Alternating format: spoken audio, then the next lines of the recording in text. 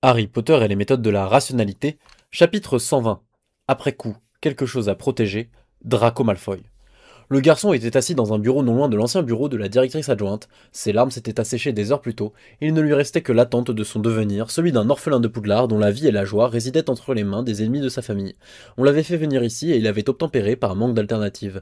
Vincent et Grégory l'avaient quitté, rappelés par leur mère pour les funérailles hâtives de leur père. Peut-être le garçon aurait-il dû les accompagner, mais il n'avait pas réussi à le faire. Il n'aurait pas su jouer le rôle d'un Malfoy. Le sentiment de vide qui l'emplissait était si profond qu'il ne lui restait plus de place pour de la fausse courtoisie. Ils étaient tous morts. Son père était mort, son parrain McNair aussi, tout comme son parrain de secours, Monsieur Avery. Même Sirius Black, le cousin de sa mère, avait réussi à y passer, et tout ce qui restait de la maison Black éprouvait peu d'amitié pour les Malfoy. Ils étaient tous morts. On frappa à la porte du bureau, et quand le garçon ne répondit pas, la porte s'ouvrit pour révéler.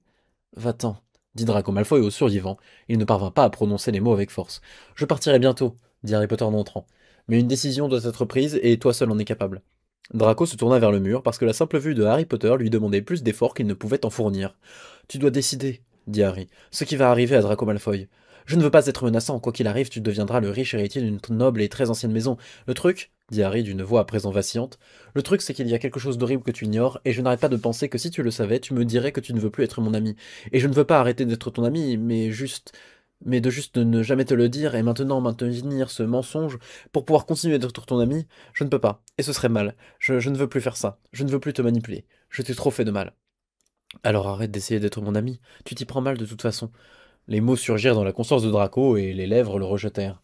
Il avait déjà le sentiment d'avoir presque entièrement perdu Harry à cause de la façon dont ce dernier avait joué avec leur amitié, à cause de ses mensonges, de ses manipulations, et pourtant l'idée de retourner seul à Serpentard, peut-être sans Vincent et Grégory si leur mère mettait fin à l'accord, il ne souhaitait pas cela. Il ne souhaitait pas retourner à Serpentard et vivre uniquement entouré de gens qui avaient accepté d'y être répartis. Il avait toujours encore la présence d'esprit de comprendre combien de ses vrais amis étaient aussi amis avec Harry, que Padma était à Serpentard et même que Théodore était un lieutenant du chaos. Tout ce qui restait de la maison Malfoy était une tradition, et cette tradition disait qu'il était idiot de dire aux gagnants de la guerre de partir et de rejeter son amitié. Très bien, dit Draco d'une voix vide. Dis-moi. C'est ce que je vais faire, dit Harry. Et ensuite la directrice va venir voir après mon départ et sceller ta dernière demi-heure de souvenirs. Mais avant, en connaissant toute la vérité, tu vas décider si tu veux toujours passer du temps avec moi. Sa voix tremblait. Selon les archives que je lisais avant de venir ici, l'histoire a vraiment commencé en 1926 avec la naissance de Tom Erfin Jesudor. Sa mère est morte en couche et il a grandi dans un orphelinat moldu jusqu'à ce que sa lettre de Poudlard lui soit apportée par Dumbledore. Le survivant continua de parler et les mots s'écrasèrent sur l'esprit de Draco comme une boule de démolition. Le Seigneur des Ténèbres était un sang mêlé. Il n'avait jamais cru à la pureté du sang. Pour Tom Jedusor, Lord Voldemort était une mauvaise blague.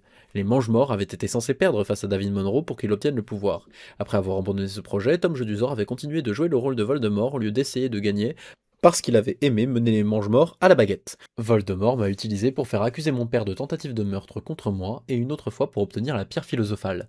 Il ne s'en souvenait pas, mais on lui avait déjà dit qu'il avait été un pion, comme le professeur Chourave, et qu'il ne serait accusé de rien. Et la dernière horreur.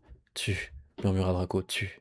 C'est moi qui ai tué ton père et tous les autres mange-morts cette nuit-là. Ils avaient reçu l'ordre de me tirer dessus à la seconde où je ferais quelque chose, et je devais donc les tuer pour avoir une chance d'avoir Voldemort. Ils présentaient un danger pour la Terre entière. La voix de Harry Potter était rauque. Je n'ai pas pensé à toi, à Théodore, à Vincent ou à Grégory. Mais si j'y avais pensé, je l'aurais fait quand même. Mon esprit a réussi à ne se rendre compte qu'après que Monsieur Blanc était Lucius, mais même si je m'en étais rendu compte, je n'aurais toujours pas pris le risque de le laisser en vie, au cas où il aurait su pratiquer la magie muette. L'idée m'est venue il y a longtemps qu'il serait pratique d'un point de vue politique de tuer d'un coup tous les mange-morts. J'ai toujours pensé que les mange-morts étaient des gens horribles, bien plus que ce que je ne t'ai laissé entendre, et ce depuis le jour où je t'ai rencontré. Mais si ton père n'avait pas été là et si j'avais eu un bouton pour le tuer à distance, je n'aurais pas appuyé sur le bouton pour des raisons purement politiques. Ce que je ressens quand je pense à ce que j'ai fait et les remords que je peux ressentir, eh bien une partie de moi hurle d'horreur à l'idée d'avoir tué quelqu'un, et une autre partie dit que d'un point de vue moral, les mange-morts ont accepté leur sort le jour où ils ont accepté de travailler pour Voldemort. Ils ont braqué leur baguette sur moi les premiers, blablabla, etc. Mais je me sens juste malade de t'avoir infligé ça. Une fois de plus, je sens que sa voix vacille un peu. Tout ce que je fais, tout ce que je te fais te fait du mal, en dépit de mes bonnes intentions, qu'être à côté de moi ne t'a occasionné que des pertes. Alors si tu me dis de ne plus te fréquenter, de ne plus fréquenter Draco Malfoy, c'est ce que je ferai.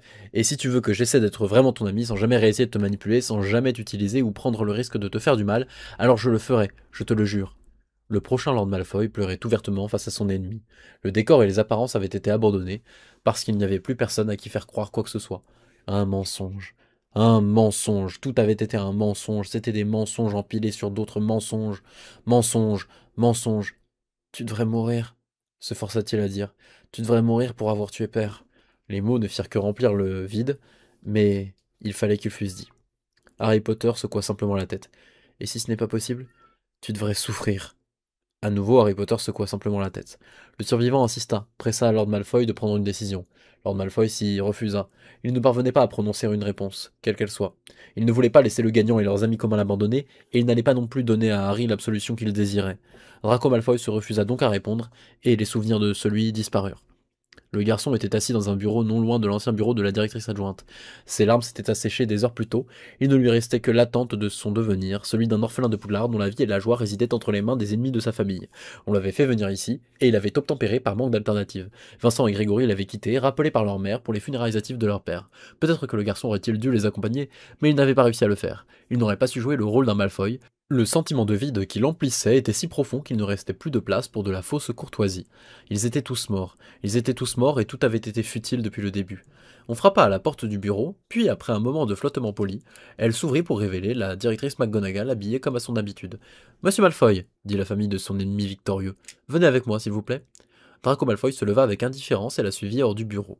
Voir Harry Potter debout devant la porte l'interloqua, mais son esprit écarta simplement la pensée. Une dernière chose, dit Harry Potter.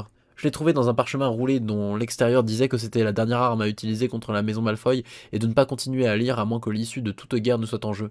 Je ne voulais pas te le dire avant parce que je pensais que ça t'influencerait injustement.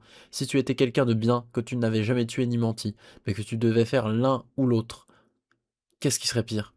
Draco l'ignora, continua après la directrice McGonagall et laissa à Harry l'air chagriné derrière lui. Ils se rendirent au vieux bureau de la directrice où cette dernière alluma la cheminée d'un mouvement de sa baguette et dit à la flamme verte Bureau des voyageurs de Gringotts, avant de s'y plonger, un regard ferme posé sur lui. N'ayant pas d'autre choix, Draco Malfoy la suivit. Elle était au lit, plus indifférente qu'à son habitude ce matin-là, réveillée trop tôt par un soleil en train de se lever, même si la lumière directe était bloquée par les gratte-ciel qui faisaient de l'ombre à sa maison. Une légère gueule de bois rongeait ses tempes et asséchait sa bouche. Elle avait essayé de ne pas trop boire, même si elle se demandait bien pourquoi elle se fatiguait, mais hier elle s'était sentie plus déprimée qu'à son habitude, comme si, sans savoir quoi, elle avait perdu quelque chose. Pas pour la première fois, ni pour la 100e fois. Elle songea à déménager.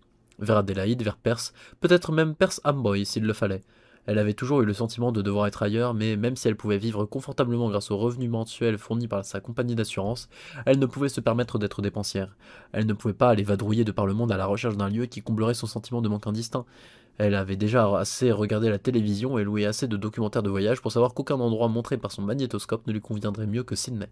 Depuis l'accident de voiture qui lui avait ravi ses souvenirs, elle s'était sentie figée, arrêtée dans le temps. Pas seulement les souvenirs d'une famille morte qui ne signifiait plus rien pour elle, mais aussi la façon de faire marcher un four. Elle soupçonnait, non, elle savait que la clé qu'attendait son cœur, qu'attendait sa vie pour que le mouvement reprenne, avait été perdue dans ce monospace incontrôlable. Elle y pensait presque tous les matins et essayait de deviner ce qui lui manquait dans sa vie, manquait dans son esprit. Quelqu'un sonna à la porte. Elle grogna et tourna la tête pour lire l'heure du réveil matin électronique, 6h31 du matin. Sérieux? Eh bien, ces idiots pouvaient attendre qu'elle se lève à son rythme. Elle se leva lentement, bien à son rythme, et ignora l'alarme qui retentit de nouveau quand elle entra dans la salle de bain et commença à s'habiller. Elle descendit les escaliers sans conviction, et ignora l'agaçant sentiment que quelqu'un d'autre aurait dû ouvrir la porte pour elle. Qui est là? Dit-elle à la porte fermée. Elle était munie d'un Judas, mais il était obscurci. Êtes-vous Nancy Manson? Dit une voix féminine, dotée d'un accent écossais marqué. Oui, dit-elle d'un ton appréhensif. Ah non, dit la voix écossaise. Et Nancy fit un bond en arrière lorsque l'éclat lumineux traversa la porte et la frappa. Et Nancy faillit tomber, mit une main contre son front. Des éclats de lumière qui traversaient la porte et frappaient les gens, ça n'était pas très surprenant. Pourriez-vous ouvrir la porte? Dit la femme écossaise. La guerre est finie et vos souvenirs devraient bientôt vous revenir. Il y a quelqu'un qui aimerait vous voir. Mes souvenirs. Elle avait l'impression d'avoir l'esprit congestionné, comme si elle avait arraché quelque chose à son cerveau, mais elle parvint à tendre la main et à ouvrir la porte. Face à elle se trouvait une femme habillée comme une sorcière, parfaitement normale, vêtue de robe noire, d'un grand chapeau pointu, et à côté d'elle un garçon aux cheveux courts, blond blanc, et vêtu de robe noire à liseré vert, parfaitement normal. Il la regardait bouche bée, ses yeux écarquillés de larmes naissantes. Des robes à liseré vert, des cheveux blonds blancs, quelque chose de chaud s'agita dans ses souvenirs. Elle sentit son cœur s'agrandir, l'étouffer presque, lorsqu'elle se rendit compte que ce qu'elle avait cherché pendant ces 10 dernières années était peut-être juste en face d'elle. En allant enfoui en elle, de la glace se brisait autour de son cœur. La partie arrêtée depuis si longtemps se préparait à bouger à nouveau. Le garçon la regardait, ses lèvres bougeaient mais aucun son ne s'échappait. Un nom mystérieux lui vint à l'esprit, monta jusqu'à ses lèvres. Lucius, murmura-t-elle.